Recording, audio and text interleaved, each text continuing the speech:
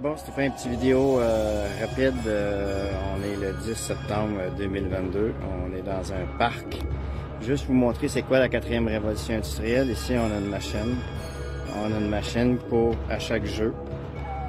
Et il faut toujours, à chaque machine, il faut toujours s'identifier. On voit très bien ici qu'on a un bracelet magnétique enregistré avec nos coordonnées, nos noms, nos adresses téléphones, code postal et tout. Puis à chaque machine, il faut s'identifier, puis il y a des règlements à suivre. Alors je vous montre, ma fille est là. Elle joue un jeu, on ne s'est pas enregistré nulle part. On peut s'en servir quand même. On voit très bien que c'est des jeux... On en a un là, on en a d'autres ici. C'est tous des jeux, puis à chaque jeu, faut tout. Il y a une borne, on la voit très bien, la borne au loin ici. Là. C'est la borne pour le jeu que je vous montre.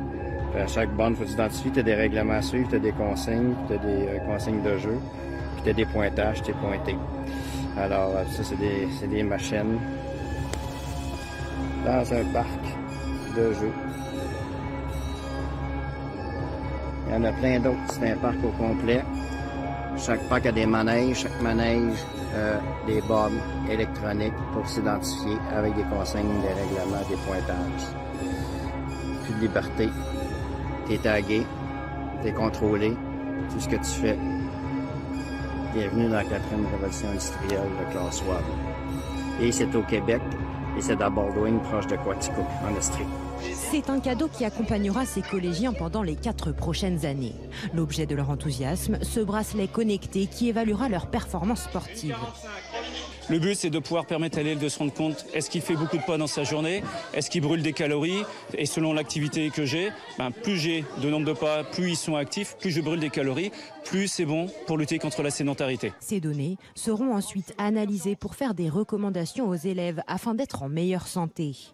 Mais surtout, ce dispositif a pour objectif de motiver les jeunes à faire plus d'activité physique. Et cela semble être plutôt bien parti. Je pense qu'avoir ça, ça va peut-être m'aider un peu plus à faire un peu plus de sport, un peu plus à m'entraîner. Je pense que ça va m'aider à fixer des objectifs. Ce projet est financé par le département de la Sarthe, alerté par un chiffre inquiétant de l'Observatoire national de l'activité physique et de la sédentarité. 56% des enfants ont réduit drastiquement leur pratique du sport depuis 2020. Après cette période de Covid, on a constaté qu'il y avait une diminution de l'activité physique, mais j'allais dire plus largement, le problème de la prévention et de la santé est un élément aujourd'hui qui n'est pas suffisamment pris en compte. On parle beaucoup de la désertification médicale, mais l'enjeu de la prévention et de la santé, c'est aussi de pratiquer du sport, d'avoir une activité physique, et c'est dès le plus jeune âge qu'on peut l'apprendre. Pour l'instant, ce bracelet est testé auprès de quelques centaines d'élèves avant d'être distribué à plus de 30 000 collégiens du département à la rentrée. Des enfants comptés un à un. En montant dans ce car, ils passent devant un smartphone qui les reconnaît grâce au bracelet électronique que chacun porte. Un texto est alors envoyé automatiquement à leurs parents. Ils reçoivent un message et ils sont rassurés. Oui, ils s'inquiètent moins. Dans ces conditions difficiles de faire l'école buissonnière, le système aide aussi la conductrice du car. Dès qu'un enfant monte, le smartphone il détecte directement le bracelet connecté et ça m'indique le nombre d'enfants avec des bracelets connectés dans le car. Et quand je pars de chaque arrêt, il refait un balayage pour me donner le nombre exact d'enfants qui sont dans le car avec leur bracelet. Le système est aujourd'hui testé dans 3 communes de l'Oise et encouragé par la région Hauts-de-France. Et selon la responsable du programme, il pourrait être bientôt étendu. On va déployer un peu plus la solution jusqu'à la fin de l'année scolaire et elle est amenée à se déployer un peu plus largement dans la région, mais aussi ailleurs. Chaque bracelet coûte 20 €. Le dispositif devrait être financé par la région et les intercommunalités. Le logiciel suivi scolaire est composé d'un terminal et de bracelets électroniques. Un système qui permet d'assurer la sécurité des élèves et de lutter contre l'absentéisme. Le concept est simple. Automatiquement, le système va vérifier que tous les élèves sont bel et bien présents. Et si l'un d'entre eux ne l'est pas, le logiciel se charge lui-même d'envoyer un mail ou un texto aux parents. Une technique pour venir à bout des élèves allergiques aux bancs de classe. Chaque enfant est équipé ici de ce qu'on appelle un bracelet électronique. C'est un bracelet standard, seulement il y a une puce à l'intérieur. Une puce comme les puces qui sont dans les portables et autres. Et à l'entrée de l'école, il y a un dispositif de lecteur, en fait. Alors, dès que l'enfant, l'élève rentre, franchit le seuil de l'école, il badge.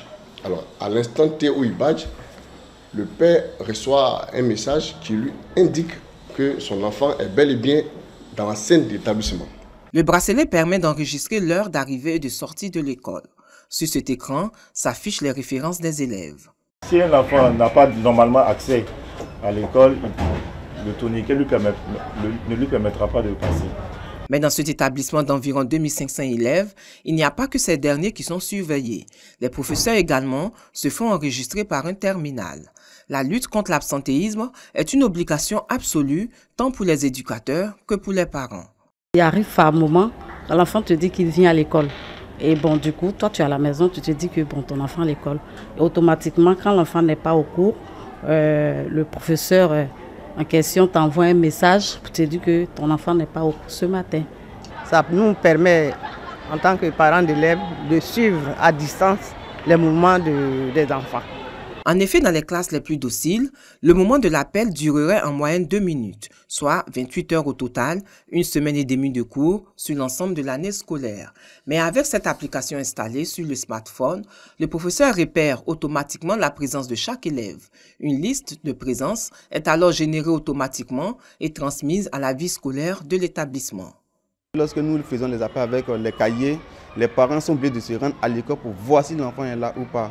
Or, avec l'appel numérique, les parents sont à la maison, ils savent déjà ce qui se passe à la maison. Ils sont à la maison, mais ils suivent de près les enfants aussi. Parce que tout ce que nous faisons ici, ils reçoivent tout sur les téléphones. Ça nous facilite parce que ça nous permet d'aller rapidement, au lieu d'aller signer dans les cahiers de notes, d'aller rapidement et puis ensuite de connaître aussi les élèves. Fini donc les joies de l'école buissonnière.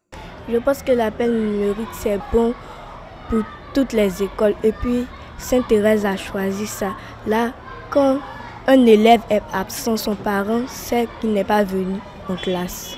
L'appel numérique me permet d'être toujours présente à l'école. L'absentéisme est le premier marqueur du décrochage scolaire. C'est dans beaucoup de cas le début de la petite délinquance due à des influences subies en dehors du milieu scolaire ou tout simplement le fruit de l'oisiveté. Il n'existe pas de statistiques par type d'établissement, mais les conséquences sont un enchaînement qui tire l'élève dans une spirale descendante et l'expose à de nombreux risques, tant sur le plan de sa scolarité que de sa situation extrascolaire. Ces élèves portent un bracelet bleu au poignet. Elles font partie de la même bulle classe. La couleur de leur bracelet permet d'identifier qu'elles sont en secondaire 1. Le bracelet est violet pour les secondaires 2, vert pour les adolescents en secondaire 4. Chaque niveau de l'école secondaire Chavigny a sa propre couleur. Une mesure de protection supplémentaire pour éviter des contacts entre les niveaux et réduire les risques d'éclosion. C'est vraiment pour installer la routine de circuler à droite, de circuler au bon moment dans l'horaire décalé, d'aller dîner dans la bonne zone à la cafétéria parce qu'on désinfecte à chaque changement de groupe. Secondaire 2, à telle heure, ils ne doivent pas être dans la cafétéria. Alors, on va ramener gentiment l'élève. C'est vraiment de bien guider l'élève là où il doit être là, pour pouvoir respecter le zonage qui est fait dans l'école. On remet un bracelet en début de semaine à chaque élève. Il doit le conserver pendant les 5 jours de classe. Et s'il le retire, le but n'est pas de sanctionner. C'est pour notre sécurité, en fait, pour pas que tout le monde se mélange. C'est genre, ça change un peu d'habitude, c'est sûr, mais on fait avec.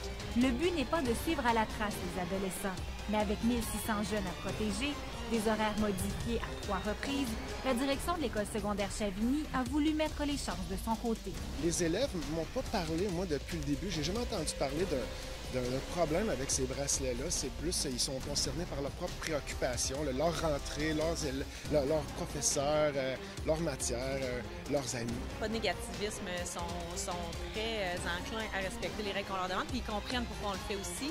Ce système de bracelet pourrait-il faire boule de neige dans les écoles de la province? À l'école secondaire Chavigny, les élèves vont porter leur bracelet pour encore quelques semaines, le temps de s'adapter à leur nouvelle routine. Charelle Traversy, TVA Nouvelles, Trois-Rivières.